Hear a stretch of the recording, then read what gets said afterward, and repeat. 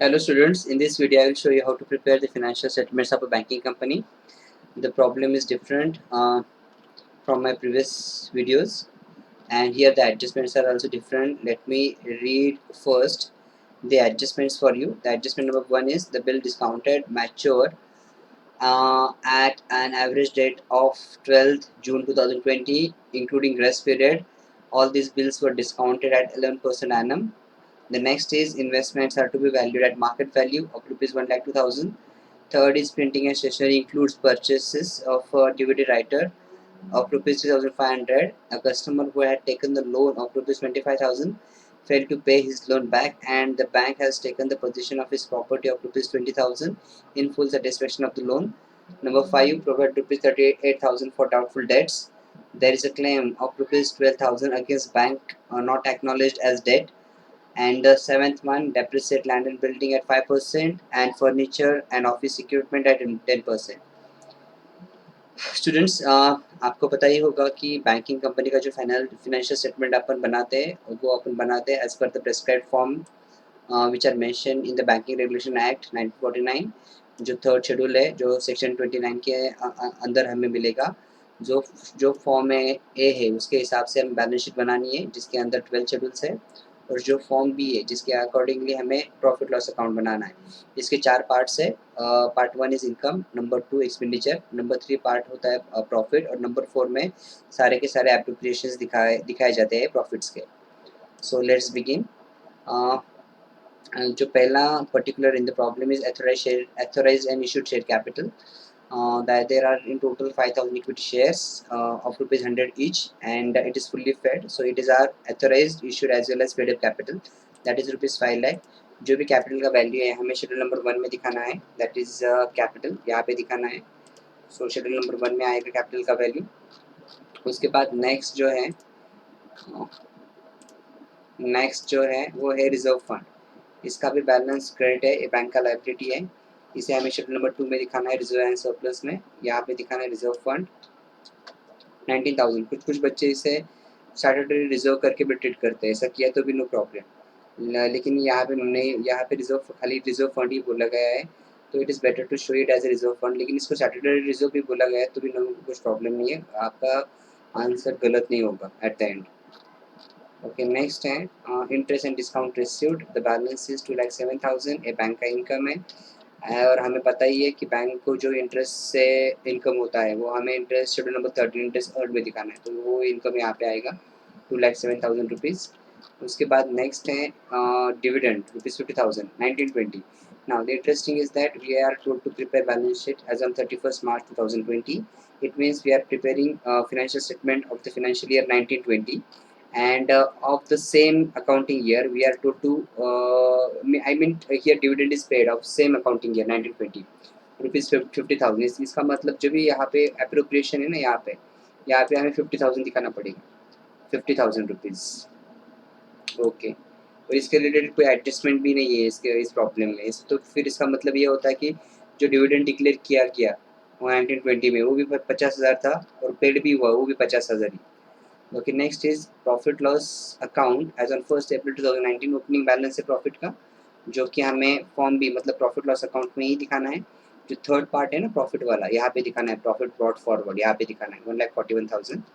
जो नेक्स्ट है वो है fix deposit account, saving account and current and contingency account. ये तीनों के तीनों बैंक की लाइबिलिटीज है, और तीनों के तीनों शेड्यूल नंबर 3 में आएगी, जो कि डिपॉजिट का है, तो वहाँ पे हमें दिखाना है इसे. शेड्यूल नंबर 3 में दिखाएंगे इसे हम, अपन यहाँ पे दिखाएंगे शेड्यूल नंबर 3 में fix deposit account, saving accounts, current and contingency account. उसके बाद जो नेक्स्ट है वो है income tax paid in advance. So tax paid in advance it is like a prepaid expense. So हमें मालूम है प्रीपेड एक्सपेंस को अपन एसेट करके ट्रीट करते हैं. तो बैंकिंग का शेड्यूल्स अगर आप देखेंगे तो 6 to 11 we have asset schedules, लेकिन out of this 6 schedules we can show income tax paid in advance under schedule number 11, that is other asset. तो इसे अपन शेड्यूल नंबर 11 में दिखाएंगे अदर एसेट्स में. तो ये यहाँ पे आएगा tax paid in advance, income tax paid in advance 34,000 rupees. उसके बाद जो नेक्स्ट है वो है बिल डिस्काउंटेड एंड परचेज्ड, और ये एडवांस है बैंक का जिसका शेड्यूल नंबर है 9. एडवांसेस के अंदर दिखाएंगे इसे अपन. तो शेड्यूल नंबर 9 एडवांसेस यहाँ पे दिखाएंगे इसे, that is rupees 60,000 rupees bill discounted and purchased. And next particular in the trial balance is investment at cost 1,20,000. now इसके रिलेटेड एक एडजस्टमेंट है, पहले एडजस्टमेंट को रीड करते हैं अपन। एडजस्टमेंट क्या है कि पहले इसका बुक वैल्यू देख लो, मतलब इसका क्लोजिंग जो बुक बैलेंस है वो है 1,20,000, लेकिन एडजस्टमेंट क्या है, ये है एडजस्टमेंट। हाँ, investments are to be valued at market value of rupees 1,02,000, मतलब इसका जो मार्केट वैल्यू है इसके हिसाब से हमें इसे शेड्यूल्स में दिखाना है, तो 1,02,000 पे दिखाना है। लेकिन इसका अगर आप रियल वैल्यू देखेंगे तो वो वैल्यू है 1,20,000। तो क्या करेंगे, शेड्यूल नंबर, पहले तो इन्वेस्टमेंट को अपन शेड्यूल नंबर 8 में दिखाएंगे, तो शेड्यूल नंबर 8 पे जाएंगे पहले। तो शेड्यूल नंबर 8 पे जाने के बाद यहाँ पे इन्वेस्टमेंट एट कॉस्ट, तो इसका कॉस्ट कितना है 1,20,000, तो 1,20,000 का कॉस्ट दिखाएंगे यहाँ पे। इन्वेस्टमेंट 1,20,000, मतलब इनर कॉलम में इसका जो बुक वैल्यू वो दिखाएंगे, लेकिन आउटर कॉलम में हमें दिखाना है 1,08,000। देख लो फिर से, एडजस्टमेंट क्या थी हमारी, ये एडजस्टमेंट सॉरी 1,02,000 है, सॉरी हमें इसका 1,02,000 दिखाना है, 2,000 रुपीज़, ओके 1,02,000 रुपीज़। देखो यहाँ पे इसका मार्केट वैल्यू 1,02,000, इसका बुक वैल्यू है 1,20,000, मतलब इन्वेस्टमेंट का जो वैल्यू है उसके अंदर डेप्रिसिएशन हुआ है, वैल्यू के अंदर डेप्रिसिएशन हुआ है। कितने से वैल्यू के अंदर डेप्रिसिएशन हुआ है, 18,000 से हुआ है, तो वो 18,000 हमें माइनस करना है शेड्यूल नंबर 8 में, यहाँ पे लेस डेप्रिसिएशन। डेप्रिसिएशन कितना हुआ है, तो डेप्रिसिएशन हुआ है रुपीज़ 8,000 रुपीज़ 8,000, इतना डेप्रिसिएशन हुआ है वैल्यू के अंदर। नहीं 8 नहीं 18,000 रुपीज़ हुआ है डेप्रिसिएशन, सॉरी डेप्रिसिएशन जो हुआ है वो 18,000 से हुआ है वैल्यू के अंदर, ठीक है। अभी नेक्स्ट क्वेश्चन है 18,000 का सेकंड इफेक्ट आएगा कहाँ पे, तो as of now just keep in mind कि हमने डेप्रिसिएट किया है इन्वेस्टमेंट को 18,000 से, इसका सेकंड इफेक्ट कहाँ पे आएगा वो ऑटोमेटिकली आपको पता चलेगा जैसे ही मैं प्रॉब्लम के साथ आगे जाऊँगा, ठीक है। Let's next particular is investment fluctuation reserve. अभी देखो इन्वेस्टमेंट फ्लक्चुएशन रिजर्व कितना है यहाँ पे, 12,000 का इन्वेस्टमेंट फ्लक्चुएशन रिजर्व है। अभी इस इन्वेस्टमेंट फ्लक्चुएशन रिजर्व होता क्या है एक्चुअली, फ्लक्चुएशन माने चेंजेस, कि इन्वेस्टमेंट के वैल्यू में जो भी चेंजेस होते हैं उसे यहाँ पे एडजस्ट किया जाता है अगेंस्ट इन्वेस्टमेंट फ्लक्चुएशन रिजर्व्स। अगर एप्रिसिएशन हुआ इन्वेस्टमेंट के वैल्यू में तो ये जो 12,000 है ये वैल्यू बढ़ेगी विद द एप्रिसिएटेड वैल्यू। अगर लेकिन इन्वेस्टमेंट के वैल्यू में डेप्रिसिएशन हुआ है तो ये जो इन्वेस्टमेंट फ्लक्चुएशन रिजर्व है ये भी माइनस होगा because of depreciated value of investment. तो फिर ये कहाँ पे जाएगा, ये जाएगा पहले शेड्यूल नंबर 2 में, यहाँ पे आएगा ये। सो इसका वैल्यू कितना है 12,000 रुपीज़ है, तो यहाँ पे मैं इसको पहले दिखा देता हूँ, इसका वैल्यू जो है वो 12,000 रुपीज़ है, ओके। और जो भी अपना डेप्रिसिएटेड वैल्यू इस प्रॉब्लम में वो कितना है देख लो यहाँ पे,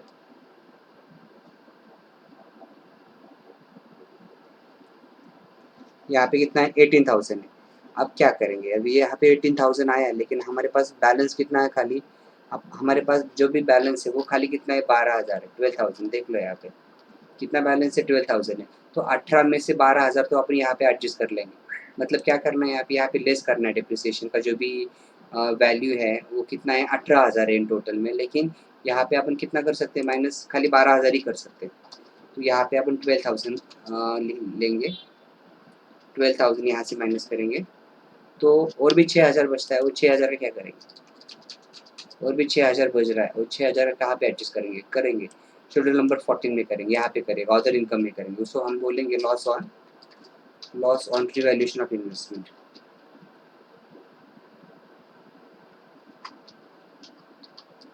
revaluation of investments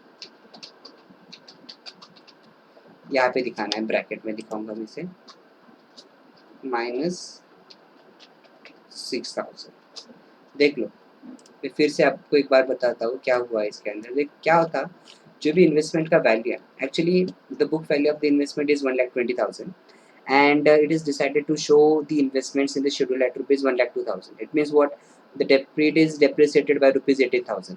Now we have to adjust the depreciated value first against investment fluctuation reserve if it is available in the trial balance. Unfortunately, it was available in the trial balance with a value of rupees 12,000. It means out of 18,000, here we can adjust 12,000 rupees of depreciation. Now, what about the remaining 6,000? Remaining 6,000 we have adjusted here under schedule number 14, that is loss on revaluation of investment rupees 6,000. मतलब क्या हुआ है, मैं एक बार फिर आपको बताना चाहूँगा मैंने एक्चुअल में किया क्या है। देख लो यहाँ पे एडजस्टमेंट था कि यहाँ इसके अकॉर्डिंगली हमें इन्वेस्टमेंट 1,02,000 रुपया दिखानी है शेड्यूल के अंदर, शेड्यूल नंबर 8 के अंदर, लेकिन इसका बुक वैल्यू कितना है 1,20,000 है, मतलब 1,20,000 की जगह पे इससे दिखाना है 1,02,000 को। इसका मतलब क्या हुआ, ये डेप्रिसिएट हो चुका है कितने रुपए से, 18,000 रुपये से डेप्रिसिएट हो चुका है। तो ये 18,000 हमें कहाँ पे एडजस्ट करने हैं? सबसे पहले ये डेप्रिसिएट जो भी हुआ है वो हमें एडजस्ट करना पड़ेगा अगेंस्ट इन्वेस्टमेंट फ्लक्चुएशन रिजर्व, क्योंकि ये बना ही उसके लिए। इन्वेस्टमेंट फ्लक्चुएशन रिजर्व किस चीज़ के लिए क्रिएट किया जाता है? To adjust the changes made in the value of investments, इसके लिए ये इसे क्रिएट किया जाता है। लेकिन इसका बैलेंस तो खाली 12,000 है, तो आउट ऑफ 18,000 यहाँ पर हम खाली 12,000 ही एडजस्ट कर सकते हैं। तो इसकी वजह से इसका बैलेंस 12,000 से हमने कम कर दिया। तो शेड्यूल नंबर 2 में देखो, यहाँ से 12 से 12 अगर हम अपन माइनस करते हैं तो इसका बैलेंस हो जाएगा 0। लेकिन बाकी का 6,000 कहाँ पे एडजस्ट किया हम लोगों ने? तो शेड्यूल नंबर 14 में किया, यहाँ पे किया, अदर इनकम में किया, loss on revaluation of investment. Okay, we are done with this adjustment. Now the next is interest accrued and paid on deposit. It is bank's expense and we have to show it under schedule number 16. That is sorry 15. Interest expended यहाँ पे दिखाना है, interest expanded schedule number 15 में दिखाना है 81,000 rupees. Okay, जो next है वो है salaries, director fees and printing and stationery. चलो ये तीनों की तीनों बैंक के एक्सपेंसेस है, ये तीनों के तीनों हमें दिखाने हैं शेड्यूल नंबर 16 के अंदर, जो कि ऑपरेटिंग एक्सपेंसेस नाम से के जाना जाता है। That is this is okay, salaries, director fees and printing and stationery. अब प्रिंटिंग एंड स्टेशनरी को एक्चुअली एक एडजस्टमेंट है, मैं आपको एडजस्टमेंट दिखाता हूँ पहले। इसका बैलेंस है 6,400। देखो बैलेंस कितना है इसका, प्रिंटिंग एंड स्टेशनरी का 6,400 बैलेंस है। एडजस्टमेंट क्या है कि एडजस्टमेंट ये है, प्रिंटिंग एंड स्टेशनरी के अंदर printing and stationery include purchases of DVD writer of rupees 3,500। जो भी डीवीडी राइटर है, जो डीवीडी को रीड करता है फिर फॉर्मेट करता है, वो परचेस किया गया है और उसको दिखाया कहाँ पे?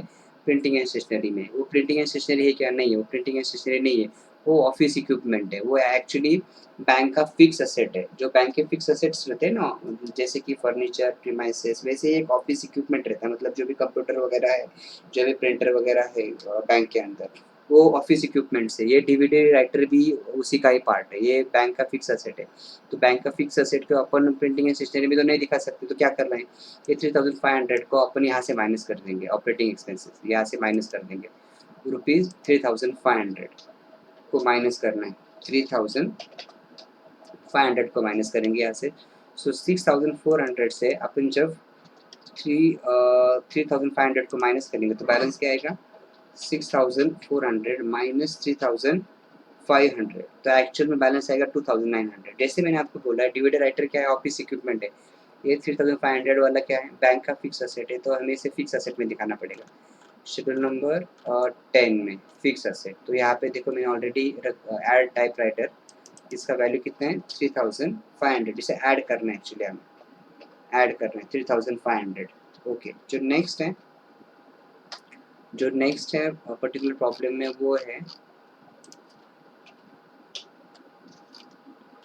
वो है हाँ, postage and telegram and audit fees. ये दोनों के दोनों बैंक के एक्सपेंसेस ही है and I will record this two expenses under schedule number 16 operating expenses. उन्हें यहाँ पे मैं दिखाऊंगा postage and telegram and audit fees. Okay, उसके बाद जो नेक्स्ट है वो है postage and stamps. Actually bank का असेट है, अदर असेट में जाएगा। जो शेड्यूल नंबर 11 में पोस्टेज स्टैम्प्स, जो पोस्टेज स्टैम्प्स होते हैं ना, वो उसी वही है वो, ये पोस्टेज स्टैम्प्स ये जाएगा शेड्यूल नंबर 11 में अदर असेट में। तो शेड्यूल नंबर 11 अदर असेट में दिखाऊंगा मैं इसे, यहाँ पे दिखाऊंगा पोस्टेज स्टैम्प्स। Okay, 400 rupees. जो भी नेक्स्ट है, the next particular in the trial balance is land and building 3,60,000। चलो, लैंड एंड बिल्डिंग बैंक का फिक्स असेट है 3,60,000, तो इसे मैं यहाँ पे दिखाऊंगा शेड्यूल नंबर 10 में। ओके, यहाँ पे दिखाऊंगा इनर कॉलम में because there is adjustment. Okay 3,60,000 rupees, 3,60,000 rupees, 3,60,000 rupees.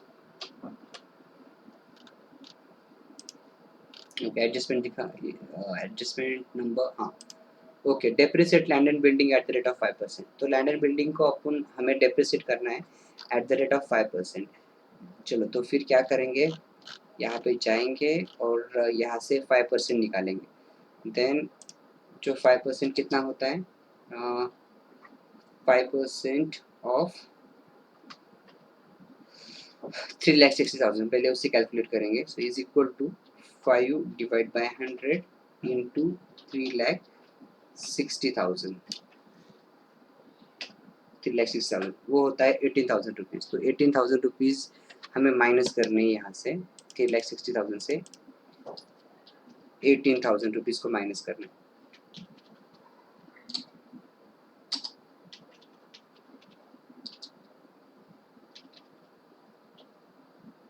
18,000 okay, so is equal to 3,60,000 minus 18,000। तो क्लोजिंग बैलेंस है इसका 3,42,000, ये लैंड एंड बिल्डिंग का क्लोजिंग बैलेंस है। और जो 18,000 है हमें यहाँ पे दिखाना है शेड्यूल नंबर 16 में ऑपरेटिंग एक्सपेंसेस में। सो यहाँ पे डेप्रिसिएशन ऑन के अंदर लैंड एंड बिल्डिंग कितना है, 18,000 है, लैंड एंड बिल्डिंग का 18,000 का डेप्रिसिएशन है। ओके उसके बाद next particular in the problem is furniture. Now it's value is 80,000 और इसका भी एक एडजस्टमेंट है, इसके ऊपर भी डेप्रिसिएशन है। फर्नीचर एंड ऑफिस इक्विपमेंट्स है 10%, मतलब 10% डेप्रिसिएट करना है फर्नीचर के वैल्यू को। तो फर्नीचर का बैलेंस कितना है, पहले 80,000 रुपीज़ फर्नीचर का बैलेंस है। तो यहाँ पे आना है हमें फर्नीचर, ओके 80,000 रुपीज़ और इसका 10% निकालना है। अभी 80,000 का 10% होता है 8,000 रुपीज़। तो 8,000 माइनस कर देंगे। तो 80 से 8,000 माइनस करने के बाद इसका बैलेंस बचेगा 72,000। तो 72,000 आफ्टर डेप्रिसिएशन फर्नीचर का वैल्यू है। तो ये 8,000 को हमें दिखाना है शेड्यूल नंबर 16 में, यहाँ पे ऑपरेटिंग एक्सपेंसेस में 8,000 रुपीज़ यहाँ पे दिखाने। ओके इसके बाद जो नेक्स्ट पर्टिकुलर है, next particular in the problem is office equipment. चलो ऑफिस इक्विपमेंट का ये बैलेंस जो है 28,000 है। अभी हमारे पास एक तो ऑलरेडी एक ऑफिस इक्विपमेंट था। ओके यहाँ पे पहले ऑफिस इक्विपमेंट लिखेंगे, आप लोग टाइप करेंगे 28,000। Okay let me add here one line. Okay अभी ये यहाँ पे आप, हाँ 28,000 प्लस 3,500, अगर आप इन दोनों को एडिशन कर देंगे तो उसका बैलेंस बनेगा रुपीज़ 31,500, 31,500 इतना बैलेंस बनेगा इसका। ये दोनों का जो एडिशन है,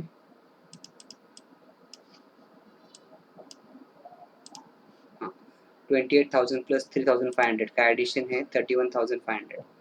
तो ये 31,500 के ऊपर हमें 10% डेप्रिसिएशन निकालना है, मतलब वो होगा 3,150, 3,150, क्योंकि इसके ऊपर भी 10% ही डेप्रिसिएशन का रेट है। I will show you here, I can show you that here the see 10% depreciation I can, okay 10% depreciation charge करने के बाद कितना बैलेंस बचता है इसका। So is equal to 31,500 minus 3,150। तो इसका बैलेंस जो बचता है वो है 28,350 और हमें डेप्रिसिएशन दिखाना है यहाँ पे इसका। सो 3,150 शेड्यूल नंबर 16 के अंदर डेप्रिसिएशन दिखा दिया ऑफिस एंड इक्विपमेंट का। ओके अभी जो नेक्स्ट है इन द प्रॉब्लम,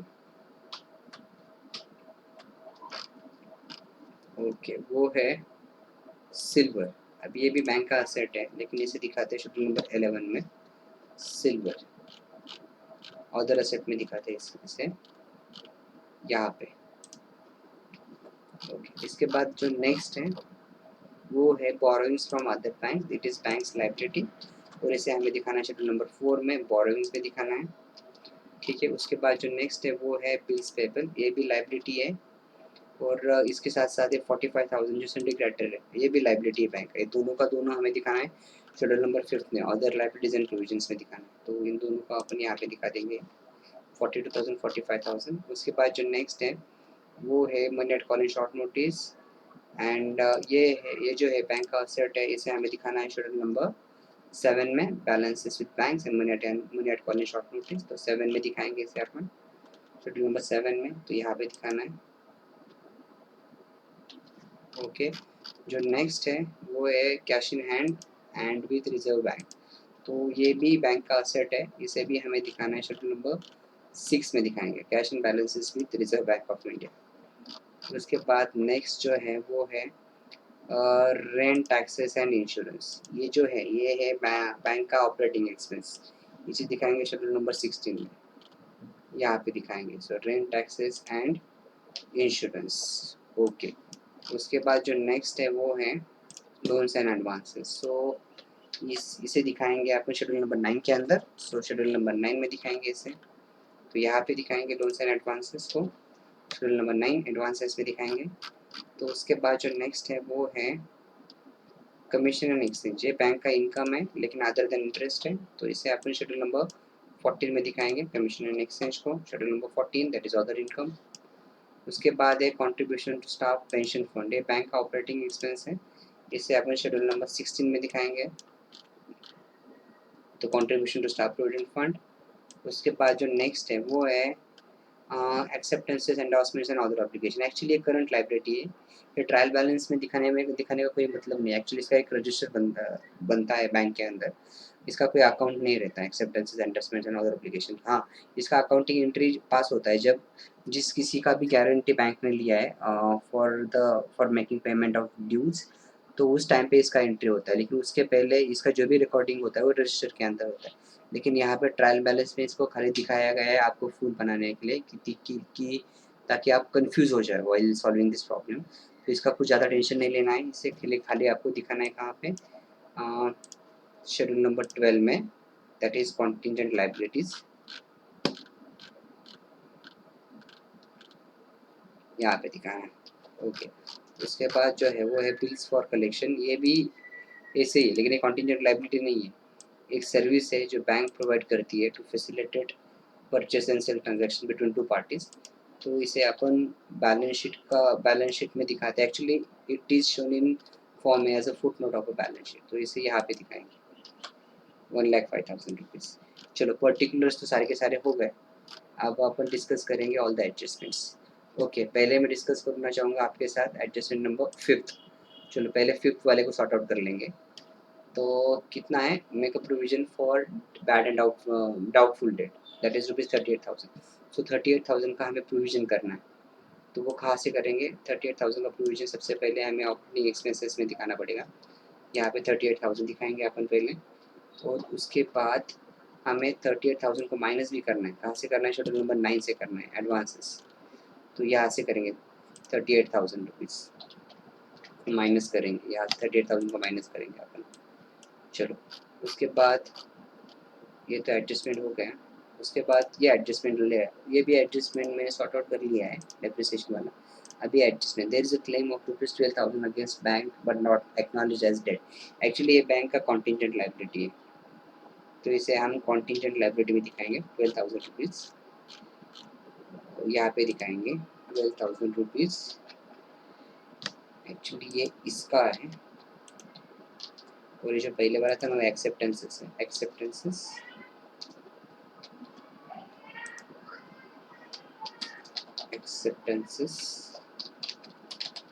endorsements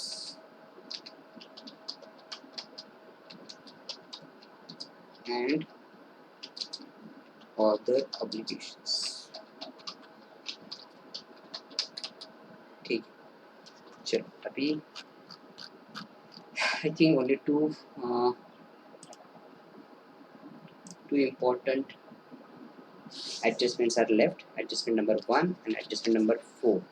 तो पहले मैं आपको एक्सप्लेन करूँगा एडजस्टमेंट नंबर 4 को पहले एक्सप्लेन करूँगा। A customer who had taken a loan of ₹25,000, चलो मान लो कि यहाँ पे एक कस्टमर है एक्स नाम का, और एक्स नाम के कस्टमर ने इसी बैंक से 25,000 रुपये का कर्जा लिया है, और customer who had taken a loan of ₹25,000, 25,000 रुपये का कर्जा इस बंदे ने बैंक से लिया है। और आगे जाके क्या होता है, and he failed to pay his loan back.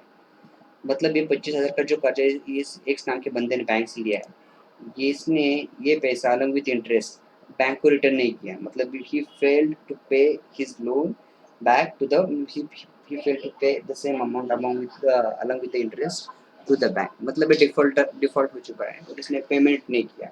तो फिर बैंक ने क्या किया है, the bank has taken the position of his property of ₹20,000 in full satisfaction of the loan, in full satisfaction of the loan. तो इसी bank ने क्या किया है, 20,000 का एक असेट है इस एक्स नाम के बंदे का, 20,000 का एक कोई तो भी एक असेट है, चलो मान लो लैंड है या फिर कोई तो भी एक असेट है, एक प्रॉपर्टी है एक्स का, उसने वो टेक ओवर कर लिया बैंक ने। वो क्या कर लिया, बैंक ने टेक ओवर कर लिया।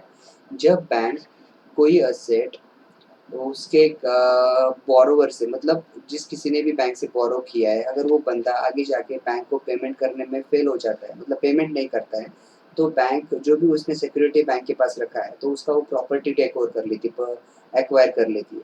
तो ऐसे प्रॉपर्टी को अपन नॉन बैंकिंग एसेट बोलते हैं। इसका मतलब क्या, अकॉर्डिंग टू दिस एडजस्टमेंट इस बैंक के पास अब भी एक नॉन बैंकिंग एसेट है। कितने रुपए का एसेट है नॉन बैंकिंग एसेट, 20,000 रुपये का है।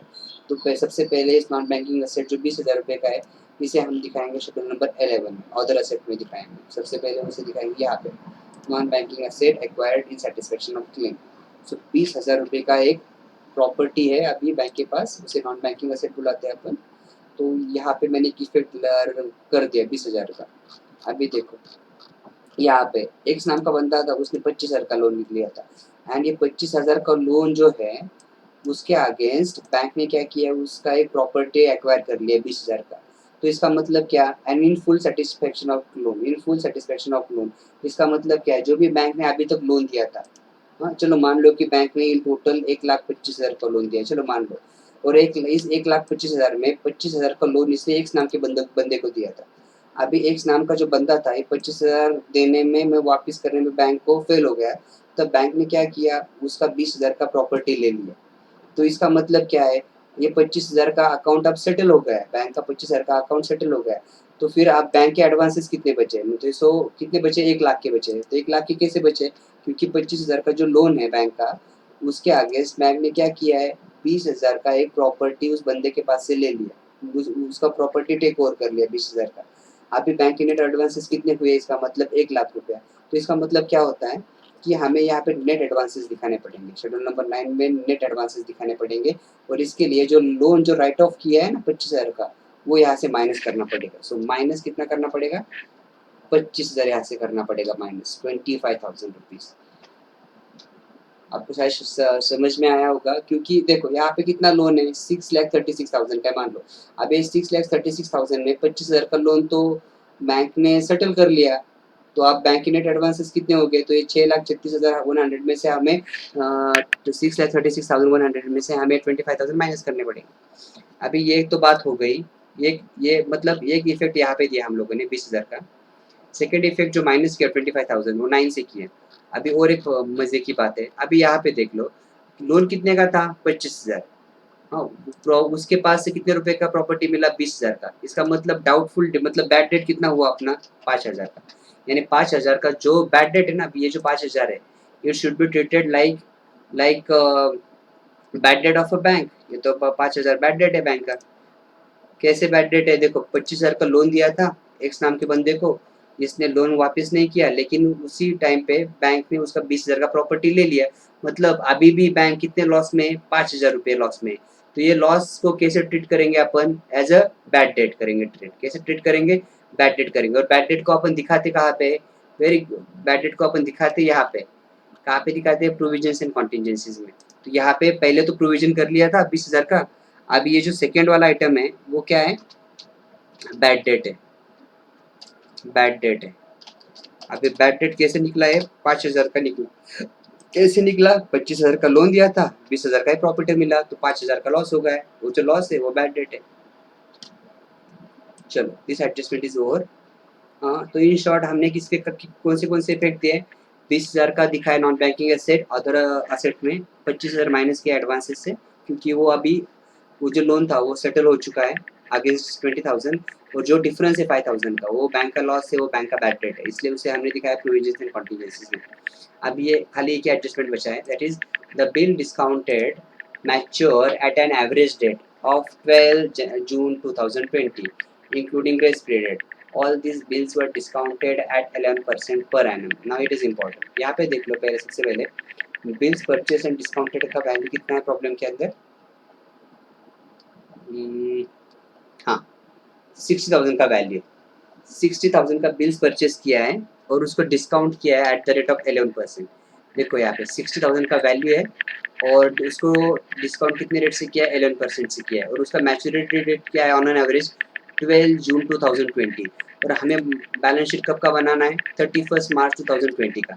अभी मैंने यहाँ पे वर्किंग नोट ऑलरेडी बना रखा है उसका, तो मैं आपको एक्सप्लेन कर देता हूँ working note. So calculation of rebate on bill discounted.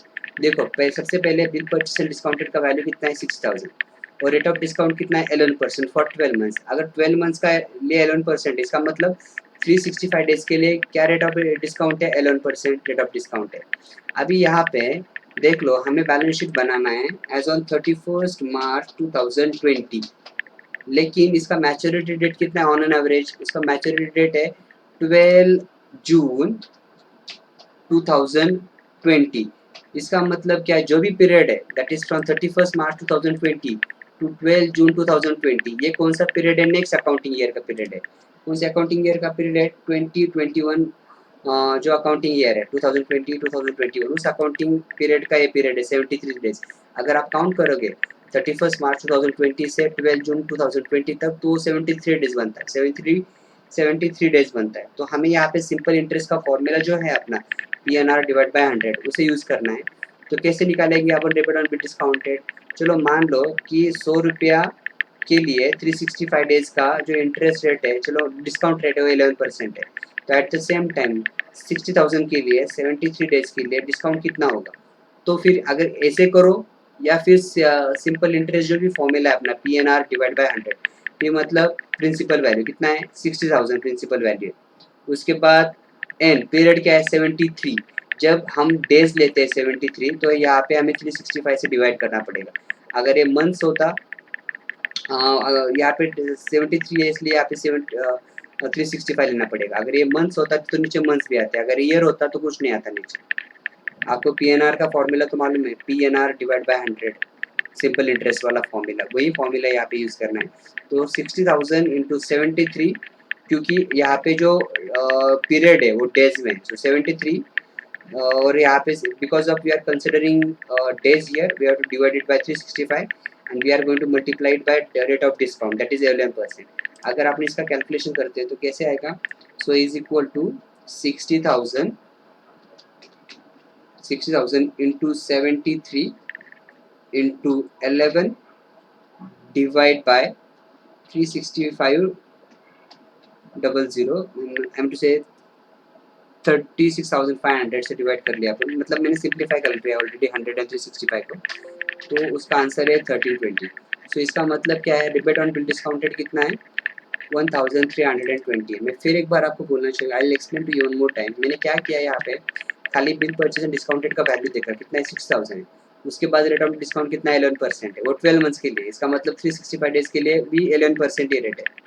लेकिन यहाँ पे अपन बैलेंस शीट बना रहे हैं 31 मार्च का, और ये मैच्योर होने वाला है 12 जून को। इसका मतलब जो 31 मार्च, आई मीन टू से फ्रॉम 1 अप्रैल टू 12 जून, ये जो पीरियड है ये नेक्स्ट अकाउंटिंग ईयर का पार्ट है 2021 का, और जो नेक्स्ट अकाउंटिंग ईयर का इंटरेस्ट डिस्काउंट है उसे हम रिबेट ऑन बिल डिस्काउंटेड बोलते हैं, क्योंकि उसे हम इस ईयर में एज अ इनकम ट्रीट नहीं कर सकते, क्योंकि वो नेक्स्ट ईयर का है। और यहाँ पे अपन फाइनेंशियल स्टेटमेंट बना रहे हैं 1920 का। तो यहाँ पे ये तो फिर ये लॉजिक यूज करो, या फिर सिंपल इंटरेस्ट का जो भी फॉर्मूला है PNR divide by 100, principal into period into rate of interest. अगर रेट ऑफ इंटरेस्ट अगर आप ईयर का कंसिडर कर रहे हो तो यहाँ पे 365 से डिवाइड करने की जरूरत नहीं है। हाँ, लेकिन यहाँ पे जो भी पीरियड है अपना वो डेज के अंदर आ रहा है, तो हमें यहाँ पे डेज भी कंसिडर करने पड़ेंगे, और आफ्टर कंसिडरिंग डेज हमें जो भी रिबेट ऑन बिल डिस्काउंटेड का वैल्यू 1320। अब हमें मालूम है रिबेट ऑन बिल डिस्काउंटेड के इफेक्ट क्या क्या होता है। सबसे पहले हमें शेड्यूल नंबर 13 में से माइनस करना पड़ेगा 1320, यहाँ से माइनस करना पड़ेगा 1320 यहाँ से माइनस करेंगे अपन सबसे पहले 1320 और इसका सेकेंड इफेक्ट है शेड्यूल नंबर 5 के अंदर अदर लाइबिलिटीज एंड प्रोविजंस यहाँ पे दिखाएंगे 1320। ओके, अभी सारे के सारे एडजस्टमेंट्स हो चुके हैं, पोस्टिंग भी हो चुका है। अब सबसे पहले अपन क्लोज करेंगे प्रॉफिट लॉस अकाउंट को। चलो सबसे पहले शेड्यूल नंबर 13, सो 2,07,000 से माइनस करेंगे 1320 को। ओके, सो बैलेंस आ रहा है यहाँ पे 2,05,680। सो यहाँ पे दिखाएंगे 2,05,680, 2,05,680, 2,05,680। ओके, इसके बाद 1,04,000 माइनस 6,000, तो इसका आ रहा है 98,000 रुपीज़। सो इसका समझ 98,000, इसे अपन यहाँ पे दिखाएंगे 98,000। ओके, अभी टोटल इनकम निकालेंगे, वो है 3,03,680। अब शेड्यूल नंबर 15 को कैलकुलेट करेंगे, खाली यहाँ पे एक ही फिगर है 81,000, तो इसे अपने यहाँ पे दिखा देंगे 81,000 रुपीज़। ओके, ऑपरेटिंग एक्सपेंसेस को भी कैलकुलेट करेंगे, तो ऑपरेटिंग एक्सपेंसेस का टोटल है 1,21,150, तो यहाँ पे 1,21,150। ना प्रोविजंस एंड कॉन्टिजेंसीज, देखो यहाँ पे इसका 43,000, समझ लो यहाँ पे 38,000 का प्रोविजन था प्रॉब्लम के अंदर, और ये जो 5,000 ये बैड डेट है, ये क्लियर कट बैड डेट है, लॉस है, ये रिकवरेबल लोन है 5,000 रुपीज़। ये रिकवरेबल लोन मतलब 25,000 से 20,000 तो मिल गए, 5,000 अभी नहीं मिलने वाला है, वो राइट ऑफ कर लिया बैंक ने। हाँ, ऑटोमेटिकली जब 25,000 माइनस किया, ये भी ऑटोमेटिकली 5,000 माइनस हो चुका है एडवांसेस से। सो यहाँ पे सो इसका टोटल है 43,000, तो अपन इसे यहाँ पे दिखाएंगे 43,000 नेक्स्ट प्रोविजंस एंड कॉन्टिजेंसीज। चलो अभी इसका एडिशन कर लेते हैं ना। टोटल एक्सपेंडिचर है 2,45,150। चलो करंट ईयर का प्रॉफिट निकालेंगे, उसके लिए खाली हमें जो टोटल इनकम है 3,03,680, उसमें से माइनस करना पड़ेगा टोटल एक्सपेंडिचर 2,45,150। तो करंट ईयर प्रॉफिट है 58,530। चलो टोटल इनकम निकालेंगे, total income, total life time income of bank वो है 1,99,530, उसमें से करंट ईयर प्रॉफिट है 58,530 एंड प्रीवियस ईयर्स प्रॉफिट है 1,41,000। चलो अभी यहाँ पे 1,99,530। अभी एप्रोप्रिएशन, सबसे पहले एप्रोप्रिएशन क्या करना है हमें, 25% ट्रांसफर करना है सेंट्रल रिजर्व को ऑफ करंट ईयर प्रॉफिट। तो करंट ईयर प्रॉफिट कितना है 58,530, उसका 25% ट्रांसफर करेंगे इंटू 58,530। सो वो है 14,632, इसको राउंड ऑफ कर लेंगे अपन 14,633, 14,633। मैं आपको फिर से दिखाता हूँ, यहाँ पे is equal to 25% of current year profit that is 58,530, उसका राउंड फिगर है 14,633। चलो सबसे पहले 14,633 को यहाँ पे दिखाएंगे अपन शेड्यूल नंबर 2 में, यहाँ पे दिखाएंगे। अच्छा, और करंट ईयर प्रॉफिट कितना है अपना, करंट ईयर प्रॉफिट है 58,530, 58,530, जिसका 25% है 14,633। कुछ बच्चे रिजर्व फंड को सैटरडे रिजर्व कंसिडर करते हैं, किया तो भी नहीं प्रॉब्लम है। अगर आप वैसे कर रहे हो तो 19,000 को इनर कॉलम में दिखाओ, 19,000 में 14,633 को ऐड करो, फिर जो भी एडेड फिगर है उसे इस कॉलम में दिखाओ, in the column of current year as on 31 March 2020 वाला जो कॉलम है, ये कॉलम यहाँ पे दिखाओ, ठीक है। ओके, उसके बाद आप क्लोज करेंगे प्रॉफिट लॉस अकाउंट को। तो let's calculate the closing balance of this account. उसे कैसे करना है कैलकुलेट, सिंपल है, फ्रॉम 1,99,530 से माइनस करो सबसे पहले स्टैट्यूटरी रिजर्व को जो भी ट्रांसफ़र किया है, सो 14,633 ट्रांसफ़र किया है, और उसके बाद जो डिविडेंड दिया है वो भी माइनस करो, तो बैलेंस बचता है 1,34,897। तो इसे दिखाना है यहाँ पे 1,34,897,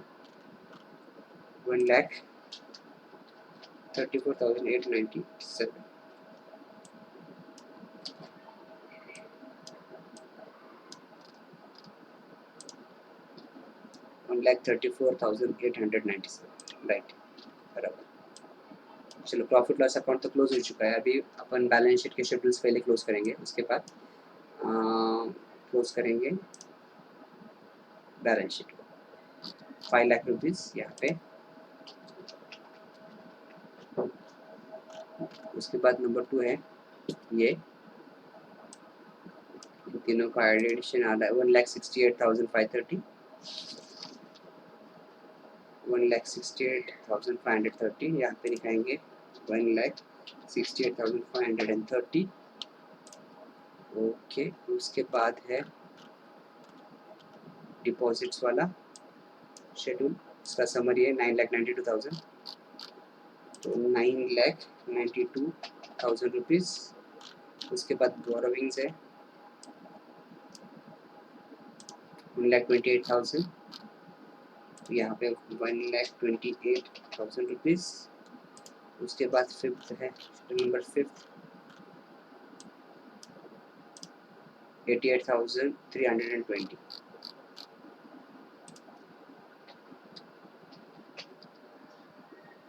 ओके, चलो इसका एडिशन कर लेते हैं।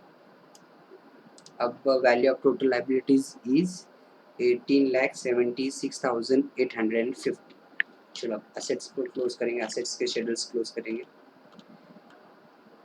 3,07,000, उसके बाद 3,03,007, सो 3,07,000, और यहाँ पे 3,03,000, 3,07,000, 3,03,000। इसके बाद है ये नंबर 8 इन्वेस्टमेंट्स 1,02,000, 1,02,000 को दिखाएंगे पहले 1,02,000। नंबर 9 एडवांसेस को दिखाएंगे अभी, सो इज इक्वल टू 60,000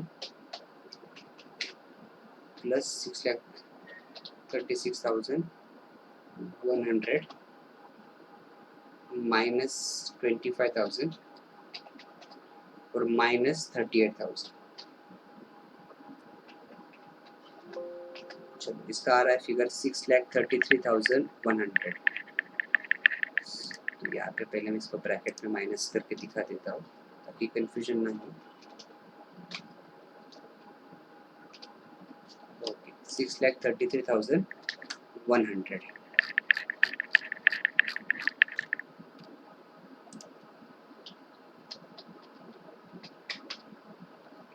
चलो नंबर 10 है अब,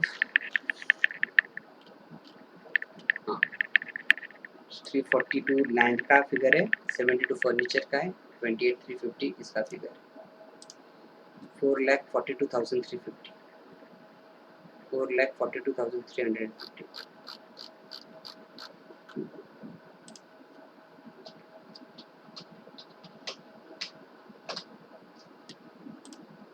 4,42,350। फाइनली शेड्यूल नंबर 11 है ऑथर सेट, इसका है 89,400 और इसका होगा 61,000, 89,400।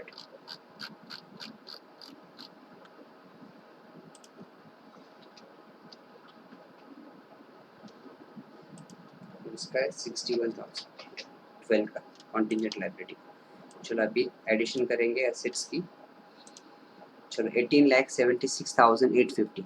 Now you can see here the totals are same of liabilities as well as assets. It means our problem balance sheet is tallied. It is tallied.